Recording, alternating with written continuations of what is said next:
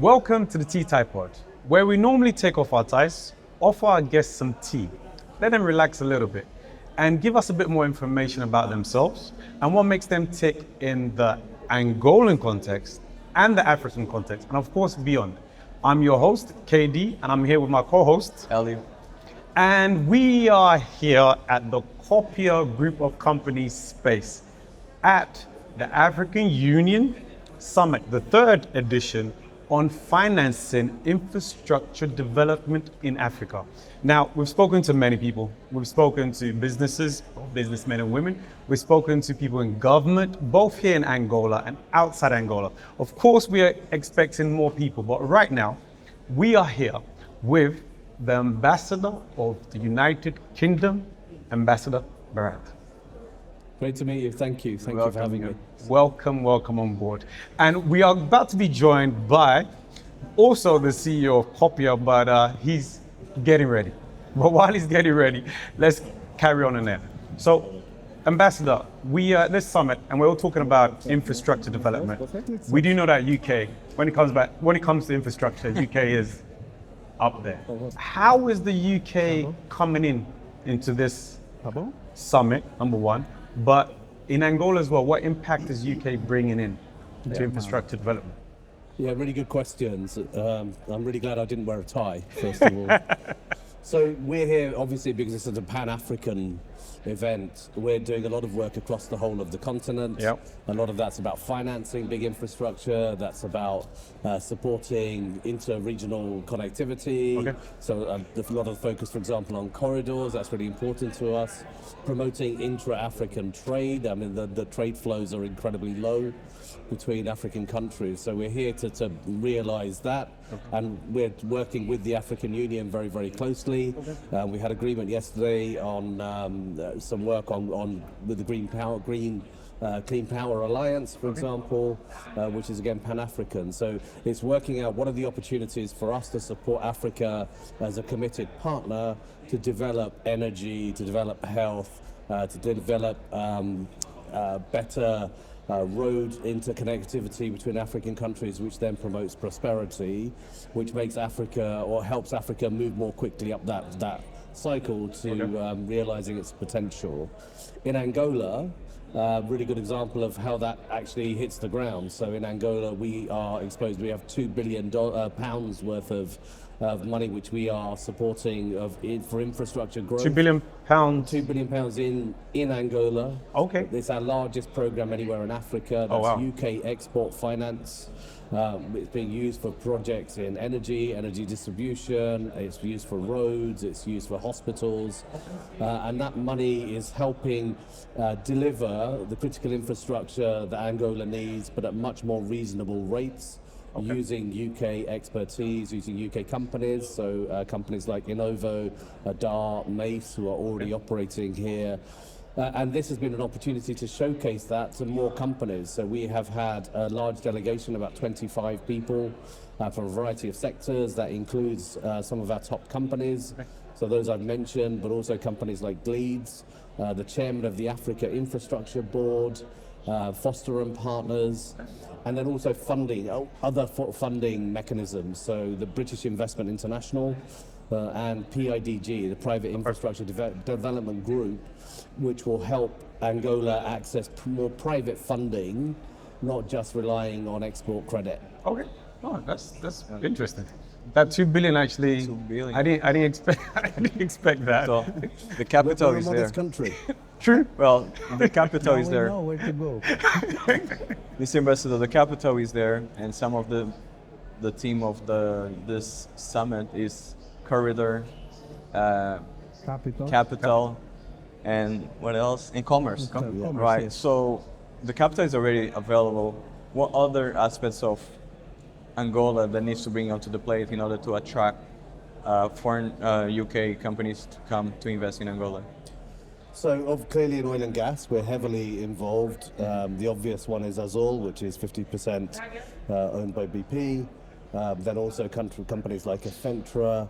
We have some of the other UK majors who are looking to come back into the market, very heavily engaged in mining.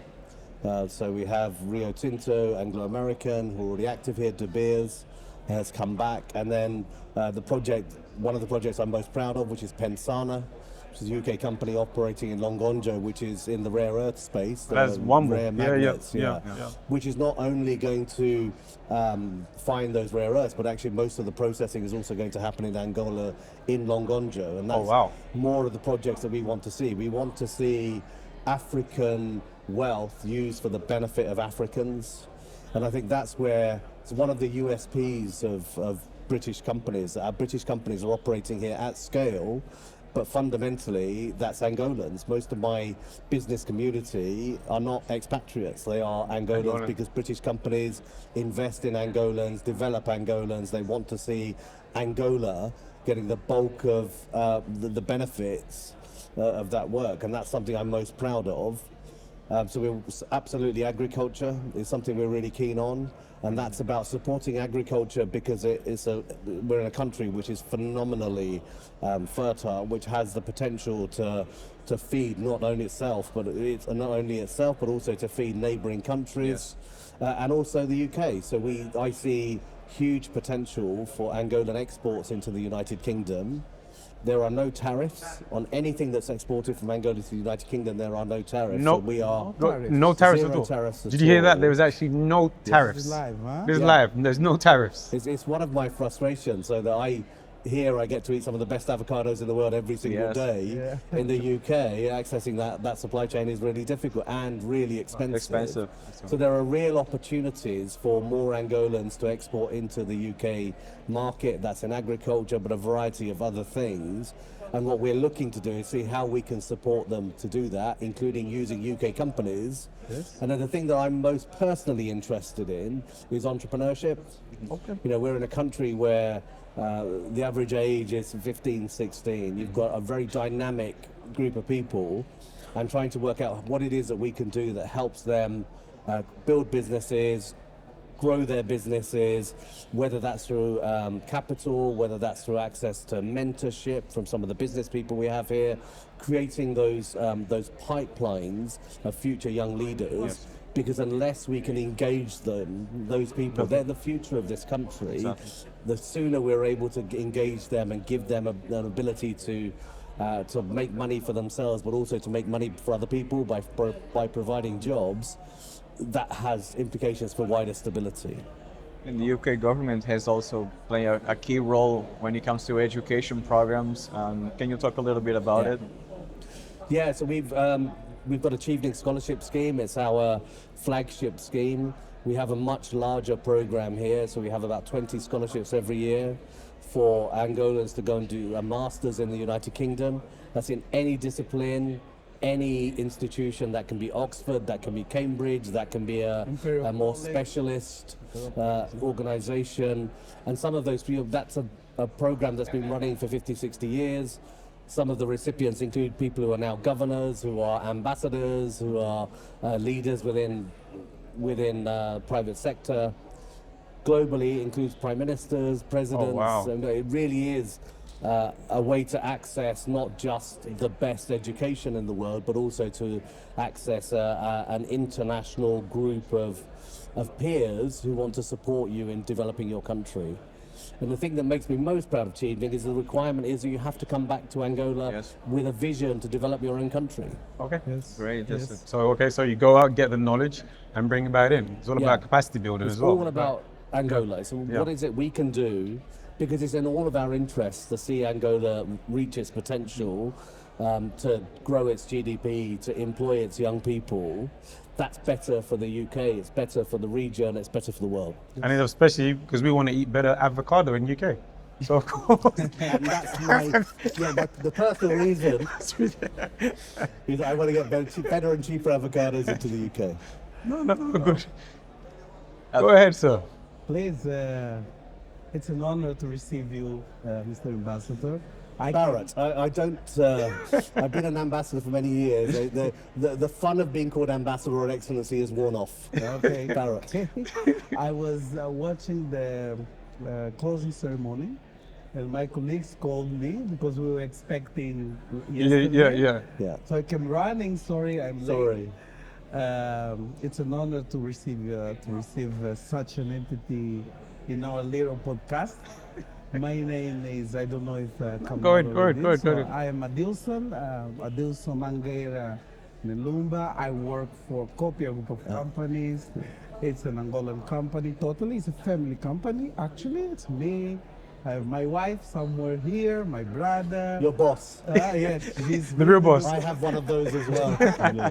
she's really the biggest shareholder of the company. Yeah. She calls all the shots. Yeah, the chairman. So- or chairwoman. Copia, it's a supervision and fiscalization company. Before that, me personally, I was working for Sonangol for 10 years, and then I left. I said maybe I'll be more service of Sonangol than with a salary. It was a risky move because when I left back in 2014, it was actually a little bit before the crisis that hit the oil. And I was like, oh, I'm lucky. Okay, so I left, the oil came down, so I was doing other things. And we worked in several projects as a supervisor. And now we are doing the supervision of Kakulu Kabasa hydropower.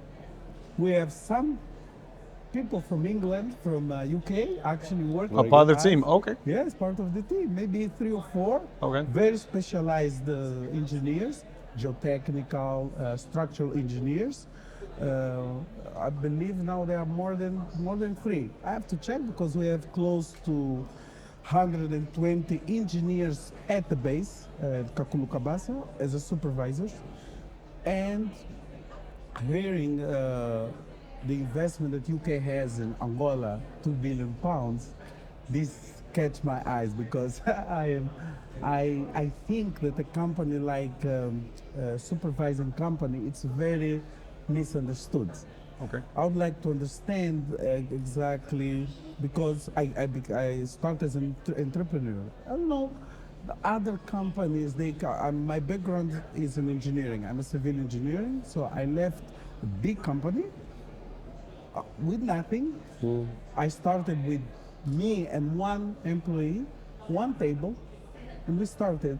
Okay, people know people. I used to do, I thought, a good work for Sonangol, and then other people say, you are now alone, I give you this contract, you do this, and then the company grow, and now we are almost 250 people. Yeah. Working a very strategic project for the government, but we want to be known for Africa especially. That's why we are here, and would like to know how we can work with UK companies, with to have access to UK funding, okay? Because our company to find work, it's very hard. There are big players in the market that sometimes we cannot compete with them. So according to the Ambassador words, I would like to understand exactly how we can apply for those fundings, for everything. So it depends what you mean by funding. So the UK Export Finance, for example, is coming, it's a government-to-government arrangement. It's the Angolan government that identifies the priorities. It then allocates those projects. Those projects then are guaranteed by the United Kingdom, Yes. government, through a commercial bank. So normally it's an international commercial bank. And then the projects include some UK content. Yes. So in the healthcare space, for example, it might be GE healthcare machines or other things. But there are other mechanisms. So for example, we were here with PIDGE, it's the Private Infrastructure Development Group, Yes. which enables private sector funding. It offers technical advice. Okay. It offers debt, equity. There's a whole range of options which enable companies to be able to grow themselves, for example. Okay. And then we have British Investment International, which does something similar, but on a larger scale. Yes. There's usually a bit more of a government component to those projects. Okay. So there's a range of different options. And beyond that, there's private sector funding from the United Kingdom. So we had the London Stock Exchange here recently to talk about dual listing, to talk about how companies here can access cheaper UK funding. We have a range of options. So I think you need to decide what's best for you. I just wanted to pick up one thing that you said, though. I was quite struck when you said, I left with nothing and just me and 1 person, and that's not true. because what you left with was you left with your passion, you left with your knowledge. dynamism, Yeah. your initiative, and you left with that knowledge that you had, and you had a vision that you could do something different. That's what's taken you. And I do think that in Angola, one of the challenges, and I think it's quite similar to so I'm of Indian origin. Okay. And when I was growing up, you were expected by your parents to either become a doctor, an engineer, right? Now, It's the same. It's the same. Yeah. And actually, the world has moved on. Yeah. And if I had said to my parents 30 years ago, I want to be an entrepreneur, I did at one point, I wanted to leave university and start a business. And my parents were horrified. And being an Indian, and my mum gave me the emotional blackmail. Now it's worked out okay for me, right? I'm a British ambassador. I never expected this. Wow. But my point is that I think more people have to be willing to take that risk, to take that chance to do what you did, because there's a comfort in working for the civil service or working for Sonangol or working for some of those big companies. But that's not going to change this company quickly enough. It's entrepreneurs like you who challenge the system, who are the ones who are really going to transform this economy into that private sector-led economy that this government wants to see, one that is generating jobs, that is generating Angolan human capital.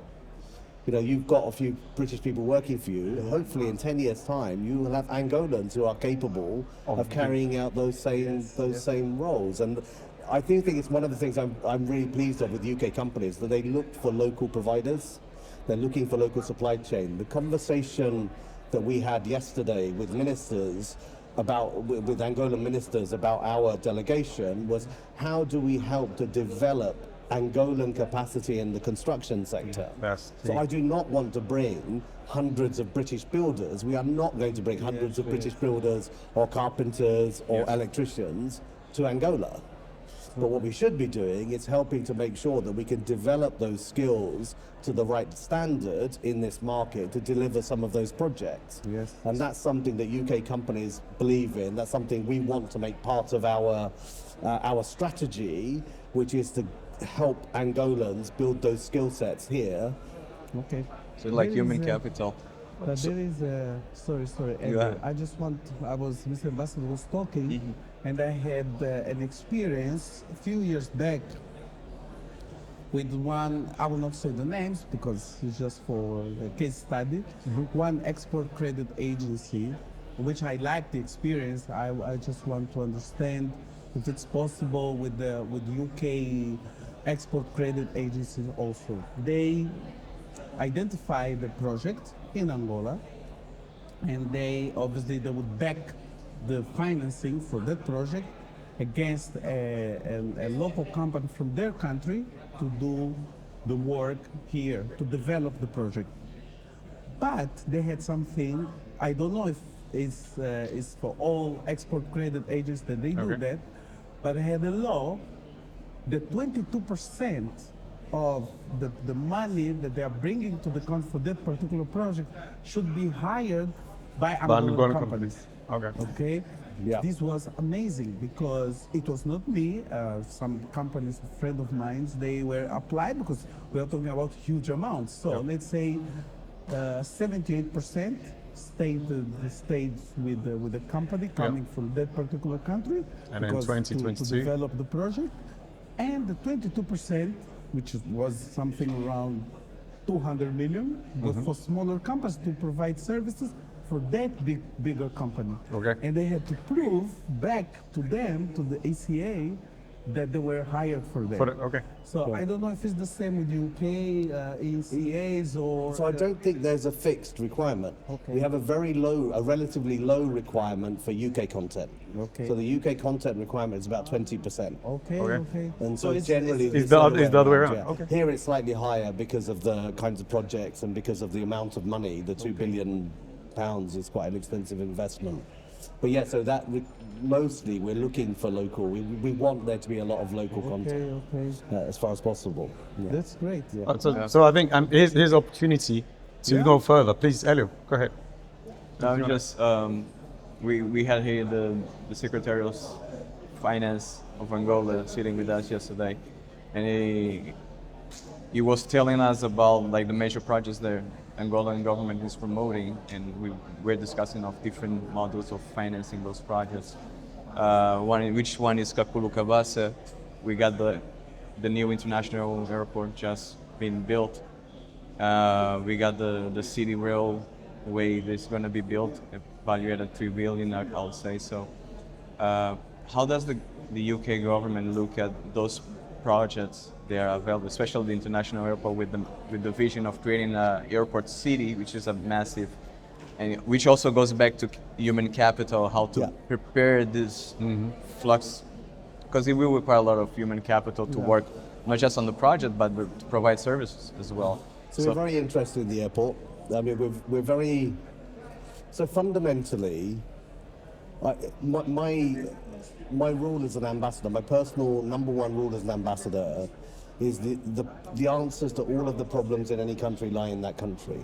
Yep. So all of the answers to the challenges that Angola have are here in Angola. They don't lie in London, they don't lie in Washington, they don't lie in Paris, they don't lie in Beijing or Moscow. They're all here. Yes. So you have the people, you have the knowledge of your own issues. Where we can help is with expertise, with advice, it's with capacity, it's with funding.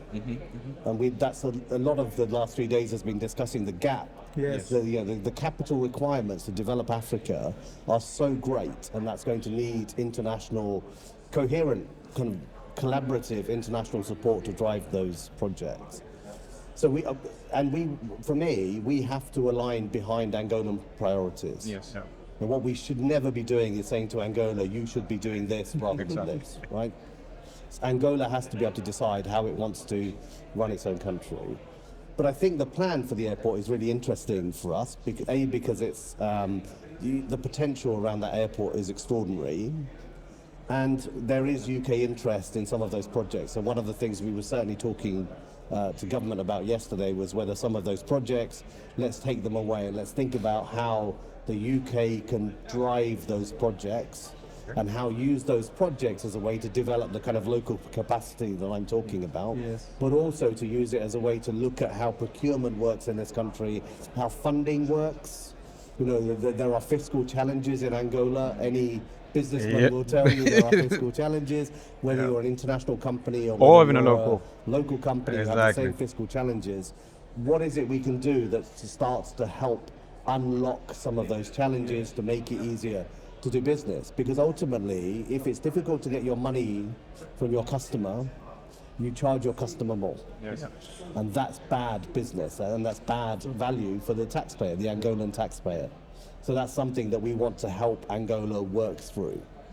Awesome. Very good. No, based on what you said and what Ambassador Barrett said as well, I think it'll be great for Copia Group of Companies to look at potentially joining the UK AO Chambers of Commerce and to see how that can work, because I believe, like, we were part of the UK Angola conference, we went to that, and listening to how UK wants to come into sport in terms of infrastructure, tourism and other agriculture and health, I think it's a great KT's getting a 10,000 crowns of bonus from Thomas. I'm promoting. I think there's a commission. We are on the conversation with the chamber already. Oh, you're ready? Okay. Okay, perfect. Joking aside, the chamber it brings together a range of companies of all sizes, and it's UK and Angolan companies. So I'm just as interested in understanding which Angolan companies want to do business into the UK. Yes. You know, the UK is an open market, and it's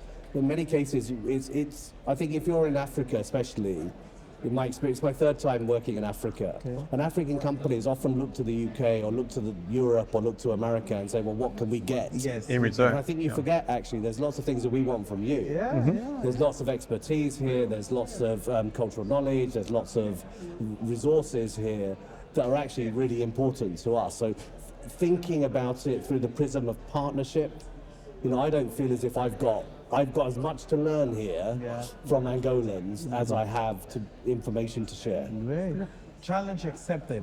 Okay. We will work in UK before 2030. So I'm gonna let you into something. Adilson likes to give himself challenges. So there's every time we've had a conversation with someone, he puts new challenges. Yeah. So the new challenge now, everybody has heard, is official. It's official. By 2030, 30. Copia will have a registered office Why not? in London. Let me contextualize this. Okay. We came to this summit with a clear idea. What we wanted from that, we wanted to understand what the African Union, NEPAD AODA, is doing, because we have our internal plan from 2005 to 2027. We want to be a player in the Angolan market, supervision projects, structure projects. And from 2025 to 2030 to be across Africa. So it's a 2 to 5 year plan, so we position ourselves. UK London is considered at least together with New York, capital of the financial of the world. hub. Financial hub, exactly. And UK companies are well known worldwide. We want to be in the center if we want to reach a market like Africa, all the African market, and the UK companies, which I have good friends from UK, good colleagues. They study with me. We are always talking. My friend Charbel, he will listen to this. Her sister Joanna. So we know each other, and we can do something. Okay. Of course. And the ambassador is giving us great ideas, great information that we all can use to grow our business. That's true. Not only in Angola, but also in Africa, Africa, which is the theme of this summit. That's true. Yeah? So, challenge accepted. 2030 or thereabouts, I may be retiring, so I may be coming to you for a job. Well, nice. What will happen? We will be sitting down in 2030. Okay. I'll be very old. I will work for you. Be advisor, there you go. Advisor. But I have a question linked to that when we recall London being a financial hub, and the embassy has been a great promoter of bringing together UK British companies, getting together with the national companies as well. And one of segment that is really important is the financial sector. And Angola just started capital markets with the issue of IPOs. Yep. And we've talking about also capacity building, preparing the new human capital to attend this segment. How is the link between let's say Bolivar or the CMC, the Commission Market Capital, with the London Stock Exchange going? Yeah, really good. And in fact, we had London Stock Exchange here 3.5 weeks ago. We did a round table with Bodiva, with a number of companies, looking at how they could access the UK market, the conversations around dual listings, for example, which was dealt with funding. So there were some really, really good conversations, and some of that is now moving forward. So we actually have some government people, we have some private sector people in the UK at the moment, talking to London Stock Exchange and others to see how we can take that work forward. But those are live conversations that are going on now. So there's a lot of join up. Okay, that's great. Yeah, because We need to talk to Bodiva. I'll cut this part from the. I'm kidding. and we go back. This is really important No, because this is important we go back information. also when we're talking about exports, promoting national products Yes. to export. And we just saw how expensive the price of avocado in the UK or any other products. But let's say something that the Angolan government is trying to work alongside with the Ministry of Commerce, which is being already done in places such as Rwanda, Ethiopia, is the, what's it called? Help me out. When you have a stock, when you have products that you need to pile together, and Bulk? You bulk the products, and then you sell it to the stock market. You guys are the specialists. To the stock market. No. Yes, meaning that, for instance, we sell crude Yeah, crude in the stock in market. the stock market. We sell coffee in the stock market. Yes. But there's a lot of products that are sold in the stock market as well. Let's say palm in oil, Angola, you say any other Palm product. oil, palm oil is there, right? So, yeah, and you go, the Angolan But he government, wants the technical name. Okay. yeah, I'm forgetting right now. And the Angolan government is trying to put together, alongside with the Ministry of Agriculture, Ministry of Commerce. Commodities. That's the English, thing. Portuguese, there you go. I actually Como se dice em português? How do you say in Portuguese? Podia, como, bolsa de mercadorias, acho que é. bolsa de You got, your mercadorias. Portuguese is getting weak, guys. Yeah. So we're working on that, and it's a project that's been a pipeline for a while. It seems that the Angolan government is tackling and struggling to find a way to go about it, and I believe it's something very useful. Angola, prior to the independence in the 60s and 70s, Was the we bread used to basket, export right? Was the bread a basket lot of of Africa? a lot of agricultural products, and we should go back to that as well. So I'm trying to link up how the London Stock Exchange could help us on that sense of bringing how to go about it, how to make the strategy, okay, the proper strategy to go about it. Yeah. Is it something that the UK government is looking at, or? I quite often say to Angolan ministers, it's easier for me to do my job if you tell me what you want from the UK. That's perfect. Because I recognise that there are so many needs. Well, I'm just giving you the links now. No. There are so many needs. We are working on what we think is the right match for Angola, but it's easier if government tells us or the private sector tells us what it most needs from us. We might not be the right country to offer that support, but at least we can explore it. And because I want to make sure that whatever work we are doing, I mean, fundamentally, my job, we are allies of Angola. We are not here as competitors. We are here to support Angola. That we are here as friends, as and I believe that's the partners. way to go about it as Yeah, well. but that's fundamentally my job. And the potential for doing that here is quite high. But there are so many needs, so many requirements. So understanding what those priorities are from Angola, and then understanding where the UK can best support that work, that's really helpful. So I'm really happy to take any of these things forward. I just need to know that this is the most important thing to do. My biggest fear is we spend 2 years working on something, and then you realise that it's not really what most mattered to Angola, right? Because Priority. we've lost 2 Yeah, years. your priority. Yeah, and in that 2 years, my biggest frustration, I've been a civil servant next month, next month, I would have been a civil servant for 30 years. Wow. How many years? 30. Wow. I started when I was 7. No, joke. I would have been, honestly, 30 years as a diplomat. Yeah. And all through my career, my biggest frustration is that sense of missed opportunity. To this day, I feel genuine pain when I think something happened yesterday and we've missed the chance to do something about it. And that's what's driven me all the way through my career. And I don't want to be in that situation here, when there's so much that we can do, whether that's in the financing space, whether that's in the human capital space, the capacity, or there's so much we can do. I want to make sure that what we do makes a difference. So we are here to bridge cut this gap and to help the ambassador realize the dream. First of all, I would like to invite the ambassador to visit our flag project, Kakulo Kabasa. It is. Have you been? Have you seen the project? Okay. Which province is it? It's a Kwanza Norte. Okay. I am going to. Where in Kwanza Norte? Well, because it's a huge.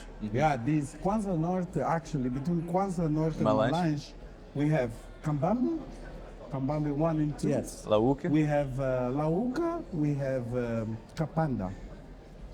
We are the biggest. Kakulo is the biggest under construction, because Lauca is finished, it's delivered to the government. Kambambi 1 and 2 are finished and delivered. Kapanda, which was the first one, delivered, and we are under progress. It is amazing to see the work, the skeleton. You see, you feel it, the energy. Because all the others, the water is already covered, everything. So you just see. So you see the finished product. Yeah, you see a finished product. There, you can go to the tunnels. Actually, 2 months ago. So I will go, please. There it is, official. We'll make it official, of course. That'd be really good. Send me a letter. We'll definitely go. I've been to Milan Street. I've done quite a lot of travel around this country. Okay, great. By car mostly. So I've driven up to Dundo. Dundo, it's close. Via Milan and Saudi. Oh, is it really? Yeah, it's close to Dundo. It's about 40 minutes from Dundo. Oh, I wish I'd have known, because then I would have. Then you would have just gone obviously gone there. So I want to go back to Dundo. I found Dundo very interesting. Okay. I've driven down to Huambo and all the way along to Mungo. Okay. In the east, right on the edge of Huambo province. Okay. And then Benguela Lobito, and I've just come back from Namib and I grew up in Wheeler. Namib. Ah. My mother and my stepfather lived there. We are going now to Namib back to do some to check their business. So please come to Kakulu. I'll be. Of course, we will need to write to the project owner. Yeah. The ambassador is an entity. Needs to be. I will make a promise. I will visit your project Officially online. certainly in 2026. It's Okay. This year. Of course. We're Done. running out of this year. Yes. Okay, perfect. And I'm not being paid by the UK government.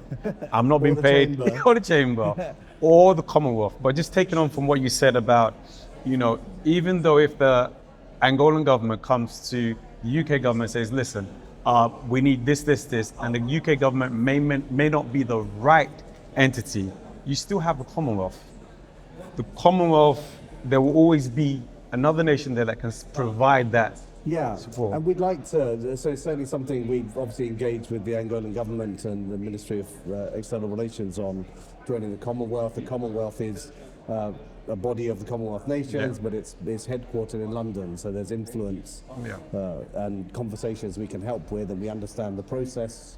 So it's something we're very keen to support Angola in that journey, in joining the Commonwealth. I think what you're referring to is English, right? It's one of the, and it is, I'll be really honest, it's a frustration. I mean, I would like us to be able to offer much more as a government in that space. The challenge is, as with everywhere, that money is very tight. We don't have a British Council here. They would normally be responsible. So we're talking to our British Council colleagues in Maputo about whether or not there are modules, if there are things that they do that we can share here, because again, you have a Lusophone society. So whether there are easier ways to be able to share some of that content here. And use technology much more, so online methodology which will enable people to improve their English. We do have Cambridge English here. We're working with a couple of providers to see whether or not we can bring an IELTS centre. It's a tremendous issue for us, and not least when we have our scholars trying to travel to the UK, that there's no IELTS testing centre. They'd have to go to South Africa, And that's something I definitely want to fix. I think that's within the art of the achievable. What's not is me being able to drag the British Council here at a time when the money just doesn't exist in the system. Okay, no problem. It was amazing. There's eye openers. Wait. Yeah, I'm sorry. No. It was. I'm not always sure that I'm worth the wait, but I'm glad No, it was worth. It was definitely worth the wait. Now, Ambassador, thank you very much. Thank you very much, Barrett. Barrett, thank you very much. Adilson, thank you very much. My wonderful co-host, Elliot, thank you very much. Thank you. It's great to meet you all. Barrett. Thank you. It was a pleasure. And to our audience out there, here we are again. We've spoken to Barrett, doesn't want me to say Ambassador Barrett, or spoken to, it's difficult, right? We've spoken to Barrett, and he's given us insight into the possibilities of partnerships, not just with government, but also how Copia can also be part of this as well. So we are looking into the future and seeing how more Angolan companies can be part of the UK chamber, and also see what Angola can send to the UK. So this is not really always about what can UK bring to Angola. Angola is massive. There's so much amazing resources here, not just physical resources, but also human resources as well that can also support the UK. So we just keep on watching this space, continue to subscribe, connect to ourselves, to Copia, and to the UK chambers, and to the UK embassy as well. And till next time, see you soon. Thank you. Thank you very much.